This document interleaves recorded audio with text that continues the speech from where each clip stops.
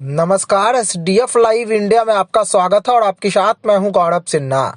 मोदी लहर में लगातार 2 बार खगड़िया लोकसभा क्षेत्र से जीत का परचम लहरा चुके लोजपा के मौजूदा सांसद चौधरी महबूब अली कैसर इस बार भी जीत का हैट्रिक लगाने के लिए चुनावी जंग में कूदेंगे या उनका ठिकाना बदल जाएगा, यह सवाल सियासी गलियारे में खूब तैर रहा है। विरोध तो उनका 2019 के चुनाव में भी खूब हुआ था, लेकिन एन केन प्रकारीन लोजपा से दोबारा टिकट मिलने के बाद एनडीए कार्यकर्ताओं ने गम का घूंट पीकर ही सही पीएम नरेंद्र मोदी के नाम पर उनका इतना साथ दिया कि वीआईपी सुप्रीमो मुकेश सहनी को बड़े अंतर से पटकनी देकर वह दोबारा लोकसभा पहुंच गए। वैसे इस बार तो विरोधी पार्टी की कौन कहे, उनकी ही पार्टी में बगावत के स्वर सुनाई दे रहे हैं। अगर लोजपा के ही खाते में खगड़िया की सीट रही भी तो यहां से पूर्व सांसद सह बिहार सरकार की पूर्व मंत्री रेणु सिंह कुशवाहा की गोटी लाल हो सकती है। विभिन्न मंचों पर चिराग के साथ उनकी मौजूदगी और क्षेत्र में उनके द्वारा दिए गए संकेत के कई मायने लोग निकाल रहे हैं। हौले हौले ही सही चर्चा तो लोजपा रामविलास के जिलाध्यक्ष शिवराज यादव की भी होती रही है। चाचा भतीजे की लड़ाई में पिस रहे चौधरी महबूब अली कैसर को लोजपा के किसी भी गुट से अगर टिकट मिल भी गया तो इस बार भी वह बाजी मार लेंगे, ऐसा आसान इसीलिए नहीं लगता है क्योंकि इस बार उन्हें चुनौती देने के लिए कई दिग्गज पहलवान चुनावी ताल ठोक रहे हैं। लोजपा में टूट के समय चाचा पशुपति कुमार पारस का साथ देने के कारण भतीजे चिराग पासवान चौधरी साहब से खार खाए बैठे हैं और लगता नहीं है कि इस बार पारस के खाते में खगड़िया सीट जाएगी। हालांकि चौधरी साहब पारस के साथ साथ चिराग को भी खुश रखने को लेकर तमाम तरह का तिकड़म लगाते रहे हैं। बीते दिनों उन्होंने चाचा भतीजे के बीच समझौता करा देने की बात कही थी। वैसे चाचा भतीजे की लड़ाई के बीच लोजपा की खगड़िया, नवादा, जमुई, वैशाली, हाजीपुर और समस्तीपुर यानी सभी 6 सीटें दांव पर है। केंद्रीय गृह मंत्री अमित शाह चाचा भतीजे को संतुष्ट कर एनडीए के कुनबे को मजबूत रखने की कोशिश में लगे हैं। सियासी जानकारों का कहना है कि चाचा भतीजे एक दूसरे से गले मिलकर चुनाव लड़ें तो शायद चुनावी परिणाम दोनों सहित एनडीए के हित में होगा, वरना इस बार चाचा भतीजे की लड़ाई का असर दिवंगत केंद्रीय मंत्री रामविलास पासवान की पार्टी लोजपा के सेहत पर पड़ने की संभावनाओं से इनकार नहीं किया जा सकता है। वैसे वैशाली की सभा में रविवार को लोजपा रामविलास सुप्रीमो चिराग पासवान द्वारा बिना नाम लिए सीएम नीतीश पर किया गया जोरदार हमला इस बात का प्रमाण है कि एनडीए में अंदर ही अंदर सीट शेयरिंग को लेकर हुई चर्चा से वह खुश नहीं है और कभी भी वह बिहार में राजनीतिक भूकंप ला सकते हैं। कहने को तो उन्होंने बिना नाम लिए लालू राबड़ी के शासनकाल का भी जिक्र किया, लेकिन उससे बड़ा हमला उन्होंने वर्तमान शासनकाल पर किया। सबसे बड़ी बात यह है कि उन्होंने गठबंधन को लेकर जिस तरह की बात कही उससे यह लग गया कि वह एनडीए से नाता तोड़ लिए हैं या फिलहाल गठबंधन में नहीं है। वैसे जब तक वह डैमेज कंट्रोल करते तब तक बहुत दूर तक उनकी बातें पहुंच गई और संशय के बादल मंडराने लगे हैं। पीएम नरेंद्र मोदी की बिहार में हुई सभा में चिराग की अनुपस्थिति पर पहले से ही सवाल उठ रहे हैं। वैसे भी सीएम नीतीश का विरोध करने के ही कारण चिराग का चेहरा इतना चमका है कि प्रबुद्ध लोग उन्हें बिहार का भावी मुख्यमंत्री भी बता रहे हैं। यह भी एक ऐसा बहुत बड़ा कारण है जिसको लेकर अंदर ही अंदर नीतीश और चिराग के दिलों में राजनीतिक प्रतिशोध की आग तो धधकती ही रहेगी। कहा जा रहा है कि अपने चाचा पारस को चित्त करने के लिए मुंह बोले चाचा नीतीश पर चिराग जुबानी हमला कर लोकसभा के साथ साथ विधानसभा चुनाव के लिए अपना मजबूत प्लेटफॉर्म तैयार कर रहे हैं। 2020 के विधानसभा चुनाव में मोदी का हनुमान बनकर चिराग अगर नीतीश को नुकसान नहीं पहुंचाए होते तो जदयू बिहार के तीसरे नंबर की पार्टी शायद नहीं होती और तेजस्वी सरकार बनाने के करीब नहीं पहुंचे होते।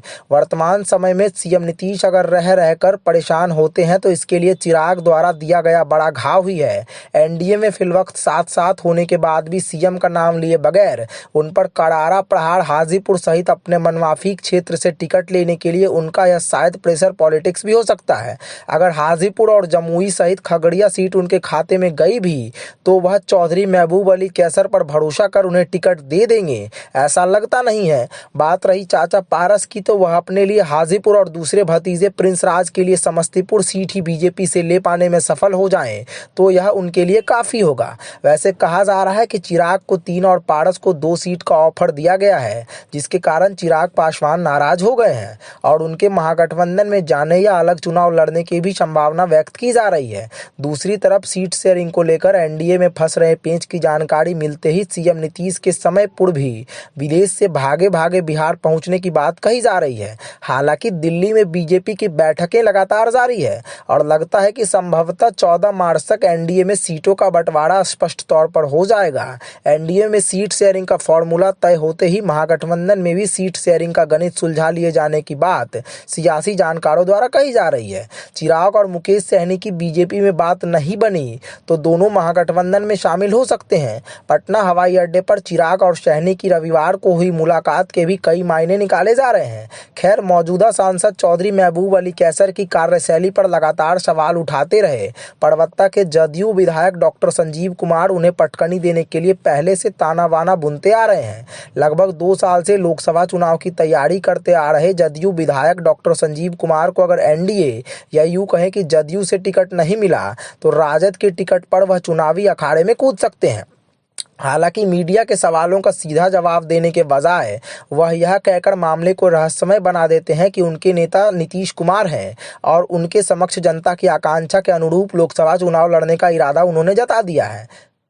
अगर पार्टी ने उन्हें टिकट दिया तो जनता के मिल रहे अपार समर्थन से वह जीतेंगे जरूर। डॉक्टर संजीव से जब यह पूछा जाता है कि एनडीए से अधिक महागठबंधन में आपकी चर्चा है और कहा जा रहा है कि आप राजद के टिकट पर चुनावी बैतरनी पार करना चाहते हैं, तो वह यह कहकर मुस्कुरा देते हैं कि इतना बार न पलटा पलटी हुआ है कि सभी पार्टियों के नेताओं से उनके प्रगाढ़ रिश्ते हो गए हैं। वह मीडिया को भरमाने की चाहे लाख कोशिश कर लें, लेकिन इतना तो तय है कि उन्हें कहीं न कहीं लालू तेजस्वी की ओर से खगड़िया लोकसभा टिकट का आश्वासन मिला है, इसीलिए वह पाला बदलने को इतने आतुर हैं। महागठबंधन का साथ छोड़कर एनडीए के साथ मिलकर सरकार बनाने के बाद सीएम नीतीश को बहुमत साबित करने के लिए कितने पापड़ बेलने पड़े, यह बात शायद किसी से छिपी भी नहीं है। लालू तेजस्वी और एनडीए नेताओं के बीच चल रही सहमत की लड़ाई के बीच जदयू विधायकों के अपहरण मामले में डॉक्टर संजीव के विरुद्ध प्राथमिकी भी दर्ज हुई थी। वैसे वह अपने आप को बेदाग बताते हुए कहते हैं कि उनकी छवि को धूमिल करने के लिए उन पर झूठा आरोप लगाया गया है। समय आने पर जनता जवाब देगी। बावजूद इसके कहा जा रहा है कि सीएम नीतीश द्वारा अगर उन्हें मंत्रिमंडल विस्तार में जगह देने का भरोसा या लोकसभा का टिकट नहीं दिया गया तो वह पाला बदलकर राजद के टिकट पर मौजूदा सांसद चौधरी महबूब अली कैसर से फरियाने का ऐलान कर सकते हैं। इतना ही नहीं, वह डंके की चोट पर कह भी रहे हैं कि डॉक्टर संजीव जनता के अलावा किसी का गुलाम नहीं है, जनता जो कहेगी वही वह करेंगे। कह सकते हैं कि वह राजनीतिक पैंतरेबाजी में लग गए हैं और कभी भी नया राजनीतिक गुल खिला सकते हैं। बात अलग है कि डॉक्टर संजीव कुमार के पिता बिहार सरकार के पूर्व मंत्री आरएन सिंह सीएम नीतीश के भरोसेमंद साथी रहे हैं, लेकिन डॉक्टर संजीव घुमा फिराकर सीएम नीतीश के पलटी मार पॉलिटिक्स पर सवाल उठा देते हैं। वैसे भी राजनीति में दोस्ती कर दगा देने की परंपरा कुछ वर्षों में खूब विकसित हुई है और पलट पलट कर सत्ता सुख भोगने की सीएम नीतीश द्वारा इजाद की गई नई अदा के कायल हुए कम से कम बिहार के पॉलिटिशियन कभी भी कुछ भी कर दें तो शायद किसी को आश्चर्य भी नहीं होना चाहिए।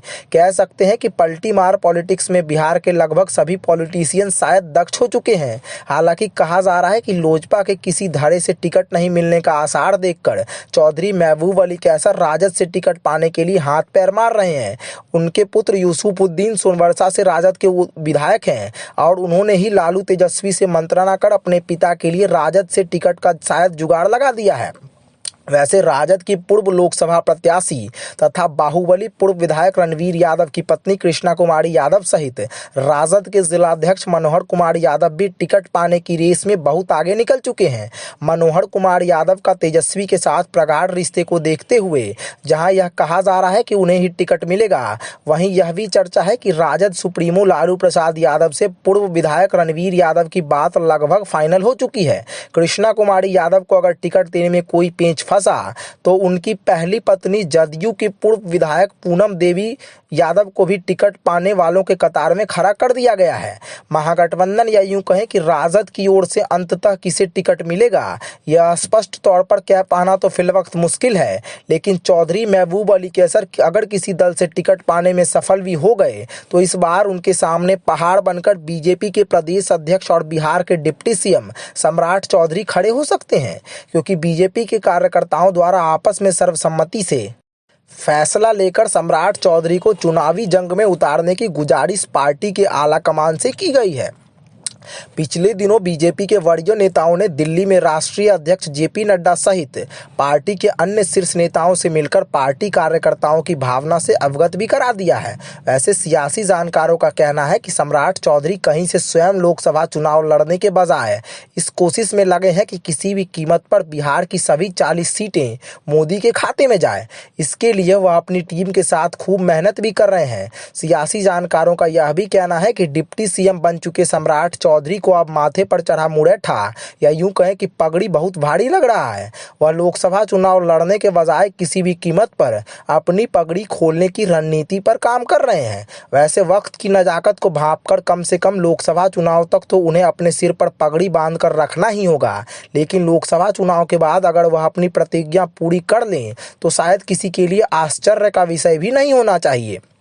ऐसी परिस्थिति के बीच बीजेपी की खगड़िया इकाई के कार्यकर्ताओं की भावना का सम्मान करते हुए अगर अमित शाह और जेपी नड्डा द्वारा बीजेपी का ही कैंडिडेट खगड़िया में दिए जाने का निर्णय लिया गया तो संभावित प्रत्याशियों की लिस्ट में चिकित्सा क्षेत्र से जुड़े रहकर मोदी का गुणगान करते आ रहे डॉक्टर विवेकानंद, वेद प्रकाश यादव और सुहेली मेहता का भी नाम शुमार है। सम्राट चौधरी के बाद डॉक्टर विवेकानंद का नाम रेस में आगे चल रहा है। चुनावी अखाड़े में कूदने के लिए डॉक्टर अरविंद कुमार वर्मा और अजय कुमार सहित कुछ अन्य शख्स भी जी तोड़ मेहनत कर रहे हैं और अपने अपने अंदाज में किसी दल से टिकट पाने अथवा निर्दलीय चुनाव लड़ने का जुगाड़ लगा रहे हैं। साइलेंट वोटरों का भी मानना है कि मतदाताओं को बने बनाए लीक से हटकर इस बार के चुनाव में डाक विभाग से सेवानिवृत्त हुए डॉक्टर अरविंद कुमार वर्मा जैसे समाज सेवियों को आगे कर उनके पक्ष में मतदान करना चाहिए। लेकिन कहा यह भी जा रहा है कि वीआईपी सुप्रीमो मुकेश सहनी की अगर बीजेपी से बात बन गई तो वह भी खगड़िया लोकसभा क्षेत्र से प्रत्याशी हो सकते हैं। कहा जा रहा है कि मुकेश सहनी पहली बार लोकसभा पहुंचने की उम्मीद में मुजफ्फरपुर या दरभंगा को अधिक प्राथमिकता दे रहे हैं। बीजेपी से उनका गठबंधन हो गया और बीजेपी कार्यकर्ताओं की भावनाओं को कुचलते हुए उन्हें अगर खगड़िया लोकसभा क्षेत्र से चुनाव लड़ने को हरी झंडी मिल गई तो गम के आंसू पीकर भी एनडीए के कार्यकर्ताओं को उनका साथ इसीलिए देना पड़ेगा क्योंकि बीजेपी द्वारा गढ़े गए अब की बार एनडीए 400 के पार जैसे नारे को प्रमाणित करना है। वैसे हालिया सर्वे रिपोर्ट में इस बार बिहार की 40 सीटों में एनडीए के खाते में 30 जबकि महागठबंधन के खाते में 10 सीटें जाती दिखाई गई है। उसमें खगड़िया सहित अन्य 8 लोकसभा में राजद का झंडा बुलंद होने की उम्मीद जताई गई है। कांग्रेस के खाते में एक बार फिर किशनगंज की सीट जाने की संभावना व्यक्त की गई है। बहरहाल लोकसभा चुनाव का नगाड़ा बजने से पहले चुनावी अखाड़ा सजने लगा है। अब देखना दिलचस्प होगा किस किस अखाड़े में कौन कौन पहलवान किस किस के सामने किस किस तरह की चुनौती पेश करते हैं। एसडीएफ न्यूज़ ब्यूरो, धन्यवाद।